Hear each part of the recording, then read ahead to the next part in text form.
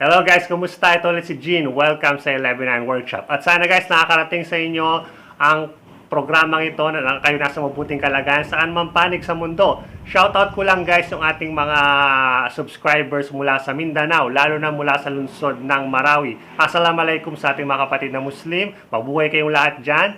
At patuloy lang tayo sa pag-rebuild ng Marawi, no? So, yun. Tapos guys, maraming salamat na rin sa mga nagsusubscribe, nag-like, nag-share, at nagko-comment sa aking mga vlogs. No? Thank you so much guys. Napakalaking bagay niyan. At kung hindi pa kayo nag-subscribe, subscribe naman kayo. Sige na, di ba? Oo, madali lang yan. Okay, ayun. So guys, ngayon pag-usapan natin na i-topic ulit tungkol sa power tools. Pero wala tayong i-review yung power tools ngayon. Meron lang akong gustong pag-usapan, no? Ito kasi madalas kong makita, madalas na may nagtatanong sa akin, ano ba opinion ko sa mga cordless screwdrivers, no? So, alam niyo naman guys, mahilig ako sa cordless tools. Ayan, oh, ang dami kong cordless drills, meron akong mga impact drivers at impact wrenches at gustong-gusto kong gamitin yung mga yan. Gusto ko talaga yung mga cordless tools, no? Pero, wala akong cordless screwdriver. Actually, meron. Ito. Pero hindi ko na to ginagamit guys kasi luma na to. And nabili ko to sa Japan Surplus for like 200 pesos I think. So, tapos guys, luma na to. Since luma na siya, it's yung battery niya ay NiCad.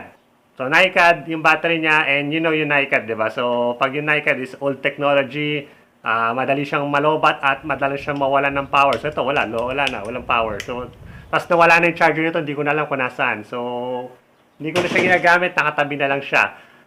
And wala na ako ibang cordless screwdriver. Madalas kong gamitin sa pag-screw ay either yung aking drill, cordless drill, or yung impact driver, no? Pero ano ba yung mga cordless screwdriver? As it name sounds, guys, yan ay yung mga screwdriver na powered, no? So, hindi mo na kailangan paikot-ikutin ng ganyan. Is cordless screwdriver para rin siyang drill. At ang gamit niya is 1/4 hex din, no? Ito, tulad nito. Ayan, 1/4 hex na ikakabit mo lang doon sa kanyang dulo, doon sa harapan niya para makapag-screw ka, no? Usually, guys, yung mga cordless screwdriver na yan, kapag pag bumili ka niyan, isang set na. May kasama ng screwdrivers, di ba? May kasama pang mga wrenches, at may kasama ding drills, no? Na fit sa 1/4 hex, no? So, tapos mura lang yan, guys. Mura lang yung mga yung mga cordless screwdriver na yan. May makikita ka mga cordless screwdriver for like, I don't know, 500 pesos sa Lazada, no? Meron ako napansin yan. Tapos pag flash sale, minsan 300 na lang yung mga ganyan, no? Iba-ibang brands, Mitsubishi, Lomboom, ano pa ba? Maraming brand. Mail Tank, yung mga ganyan. Tapos meron din mga high-end yan, guys. Meron din mga high-end na cordless screwdriver. Meron din yung Bosch, yung IXO, tsaka yung Bosch Go ba yun? Yung mahaba, basta yun. Tapos meron din yung Black & Decker. Yan. So, yung mga high-end na tool brands, meron ding mga cordless screwdrivers, no? But, is it worth it na bumili ka ng cordless screwdriver? On the surface, parang worth it. Kasi, mura lang siya. Sabi ko nga sa inyo, meron ka bibili niyan from the cheapest one, which is like 500 and below. Tapos meron namang umaabot ng mga nasa mga 3K, mga gano'n, yung mga Bosch na top of the line, yes, ganyan, mga nasa 3K yan, no? So, tapos sa bumili ka niyan, meron ng mga accessories. So, mukhang siya, sulit siya, di ba? Pero, in my opinion, guys, cordless screwdrivers ay hindi sulit, no? So, yun ay hear me out, guys. May advantage pa rin ang cordless screwdriver. Advantage na, guys, is, of course, tingnan mo naman, maliit lang siya and magaan. So, you can fit it anywhere, no? So, pwede mo siyang dalhin kahit saan at napakaliit lang niya. At meron mga cordless screwdriver na yung katawan nila is nagtutwist. So, nababali yung kanyang hawakan, pwede siyang diretso. So, pwede mo siyang gamitin sa mga hard-to-reach areas, no? Ano ba? Pwede mong gamitin ng patayo, no? So, ito rin, pwede mong gamitin sa mga hard-to-reach areas, basta maliit.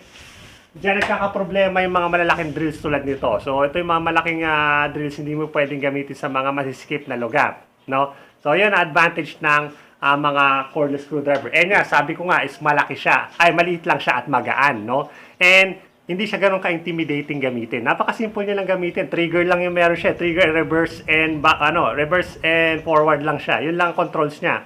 So, it's perfect para sa mga DIYers, mga beginners, o yung mga sabihin na natin ng mga babae na gusto mag-try ng DIYing, no? Yung mga mag-screw lang na maliliit na screws, no, ganyan, no? Or yung mga delicate works like for electrical, dyan nag-excel ang mga cordless na screwdriver. But, in my opinion, guys, for me, mas maraming hassle ang cordless screwdriver kaysa sa benefits, no? Okay, number one, guys, yung cordless screwdriver is very low power. No? Ang mga cordless screwdriver, guys, is nag-range lang yung kanilang volts from 3 volts up to 5 volts. I think meron 6 volts. Pero bihira lang yon. Ang pinaka-common na nakita ko is around 4.5 volts. No? So, yun ang mga cordless screwdriver. Maliliit lang yung kanilang battery life. No? And that could okay lang kung konti lang yung i-screw mo. Alam mo, mag-screw ka lang ng, ng picture frame or ng kung ano man, no, na mabilisan lang, okay na yon. However, kung gagawa ka ng projects na malaking ganyan, kakapusin ka, guys. Kakapusin at kakapusin ka sa power na yan. I've learned that from experience. Actually, meron akong dalawang cordless screwdriver dati. Parehong Black & Decker. So, kung makikita nyo, yan yun. So, dalawa yung Black & Decker ko na cordless screwdriver. And gumagawa ako ng project sa kanya, hindi ako nakatapos ng project. Lagi siyang lalolobat. Hindi nakatapos. So, kahit yung mga cabinet na ganyan, o yung mga simple cabinets lang, hindi niya kayang tapusin yan. Lagi siyang nalolobat. So, ang ginawa ko doon sa, at nangyari, yung isang, yung screwdriver na yan, bumigay yung battery, and yung isa, bumigay yung motor, yung isa bumigay yung battery. So, pinamigay ko na lang siya sa isang kaibigan ko na electrician, and inayos niya, pinag-combine na lang niya, and yun na, nagagamit naman niya ngayon. So, pero hassle talaga yun, guys. It's a hassle. So, halimbawa, malobat yun, i-charge mo na naman, no? And yan pa isa pang, yan pa isang weak point ng mga cordless screwdriver. Hindi replaceable yung kanilang battery. Fix yung kanilang battery, no? Unlike sa mga cordless drills na ganito, kapag nalobat siya, kung meron ka extra battery, tanggalin mo lang yung battery niya and salpak ka ng bago. And you're good to go again. Yung mga cordless screwdriver, kapag nalobat, saksak mo, charge mo, di ba? So, hindi sulit. Okay yun kung dalawa yung cordless screwdriver mo. But what's the point, hindi ba? Eh di mag-invest ka lang sa isang cordless drill. Di ba? Kung mag-invest ka ba sa dalawang cordless screwdriver, parang weird, di ba? So, ayun ang mga problema sa kanya. And sabi ko nga sa inyo, low powered and yung battery niya hindi replaceable, no? Tapos guys, hindi rin siya compatible sa mga ginagawa natin. I told you guys, ang kanyang hex is, yung kanyang kabitan ng bit is at 1/4 hex, no? So hindi siya adjustable na chuck, unlike sa cordless drill, no? So para rin siya impact driver, pero hindi siya kasing lakas ng impact driver, no? So, hindi mo siya pwedeng gamitin sa mga malakihang trabaho, no? So, yun, guys. It's useful lang for light DIY works. It's not useful. Even sa mga pag-assemble na ganito, it's not that useful, no, guys? Now, ano ba yung mga advantages naman? Or kung hindi ka mag-invest, hindi ka bibili, o sige, sabihin ko sa'yo, na-convince na kita, huwag kang bumili ng cordless screwdriver. Ano yung dapat mong bilhin? In my opinion, guys, kung kayo bibili ng isang cordless tool lang, you can start with a 12-volt na cordless drill. Not screwdriver, cordless drill. Napakaraming options ng cordless drill na wala ang cordless screwdriver. Sabi ko nga sa inyo, replaceable yung battery. Napapalitan. It has more power. Kasi 12 volts, di ba? So, ang laki ng differential ng 12 volts sa 4.5 volts. Napakalaki ng diferensya. So, that means, mas marami kang mabubutasan, mas marami kang may screw, mas matagal kang makapagtrabaho, no? Ito guys, yung isang charge ng ganito, na isang battery ko na ganito, natatapos ko lahat ng project ko, hindi pa siya ubos. So, talagang mas advantageous yung cordless drill. Kahit 12 volt lang, guys. And guys, yung ibang cordless drill is adjustable yung speed.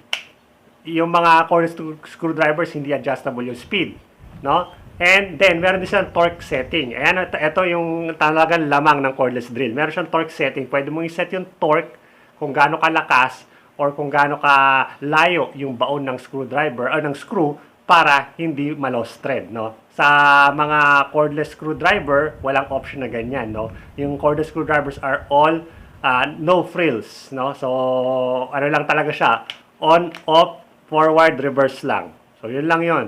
So, napakasimple niya. So, mas marami kang options sa mga cordless drills. Now, sabihin nyo, Sir Gene, mas mahal ang cordless drill eh. Yeah, mas mahal ng konti. However, you don't need that much. Hindi mo naman kailangan yung sobrang mahal para lang mag-screw ka, no? Pang drill ng concrete, yes, kailangan mag-invest sa magandang hammer drill. Pero kung pang screw lang, imbis na bumili ka ng cordless screwdriver, just add a little bit more money, no? So, pwede ka nang bumili ng 12 volt na cordless drill and use that as a screwdriver, no? Meron dyan yung long boom. Ito, Hoyoma, this is only for 1.3 yata ang lalang bentahan ito sa Lazada, 1.3 tapos may dalawa ng battery. That's 100 times better than cordless screwdriver, no? Dalawa na yung battery mo tapos 12 volt pa. Saan ka pa, di ba? Dito ka na. 'Di ba? Kaysa mag-invest ka lang 1.3 ang cordless screwdriver 500, add ka lang ng mga nasa 700 800 pesos, no? Meron pa mga ganito mga long boom na below 1k. Minsan pag flash sale, guys, below 1k.